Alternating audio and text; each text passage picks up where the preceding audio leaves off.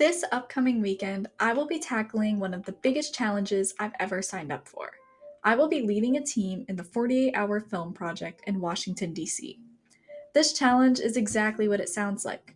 When they arrive, all teams are given a genre, a character, a prop, and a line of dialogue, and they use these things to write, direct, and edit a short film all within 48 hours.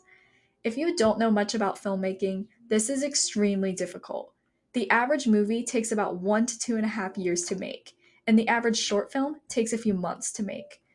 So, the task of creating a short film in just 48 hours is pretty daunting. Throughout preparing for this task, I have learned many things about not only filmmaking, but how to be a leader. First and foremost, I've learned that in order to be a good director, you have to know how to be a good leader.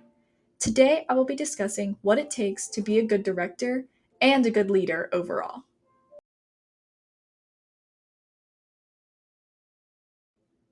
First, every director needs to have a script. It's impossible to start making a movie without a script to go off of. Without a script, nobody would know what's going to happen in the movie. Having a script is how directors are able to plan ahead and prepare all of the crew for shooting every scene.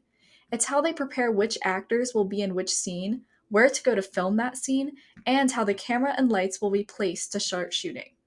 A script acts as the director's plan for making a movie. Just like how every director needs a script, every leader should have a plan. Having a plan helps keep your crew organized and on track, and ultimately makes accomplishing whatever tasks at hand much easier. It's also important to remember that it's okay if the script or plan changes. On every film set, there are always unexpected challenges that arise. And this is true for any organization.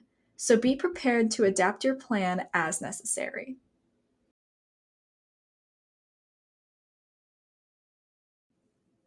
Next, one of the most common mistakes in filmmaking is directors forgetting to feed their crew. There is so much that goes into making a movie. You have to gather all of the actors, making sure everyone is in the right place at the right time. You have to coordinate locations, sounds, cameras, and lights. Then you have to edit all of the pieces together. Amidst all of this chaos, planning food often slips people's minds. And I don't know if you know this, but if people are hungry, they get angry. So, as a director, if you want to keep your crew happy, you have to remember to feed them. I think a lot of other people in leadership roles also forget to feed their crew. And I don't mean this as in they forget to buy them lunch. What I mean is that a lot of leaders become so absorbed in their position that they completely forget to acknowledge and listen to those who work for them. This can cause a lot of miscommunications between the leaders and their crew and can end up compromising the goals of the group. To have a successful end product, it's important to keep an open mind and a listening ear as a leader.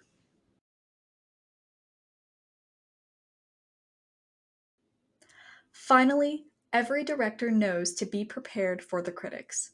Regardless of how much time and effort was put into a movie, the movie is perceived differently by everyone who watches it. For example, some people say that the best Disney movie ever is Tangled, while others would argue that Frozen has it beat. Movies, like art in general, are totally subjective, and everybody has a different opinion on the subject. No matter what story a director chooses to tell, there are always movie critics who dislike the movie. Eventually, directors realize that they will never be able to make everybody like their movies. This is simply because everybody is different. We all have different likes and dislikes, and this is part of what makes us human. As a leader, it's important to remember that no matter how hard you try, you will never be able to make everybody happy. There will always be somebody who disagrees with your plans or feels that things should be run differently. These types of disagreements are okay in groups. Our job as leaders is not to satisfy everybody or make everybody agree with us. Our job as leaders is to do what is best for the group as a whole.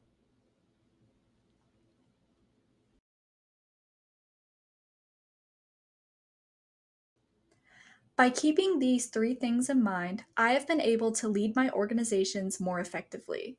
And I feel that by continuing to abide by these principles, my 48-hour film project team will be putting their best foot forward at this competition.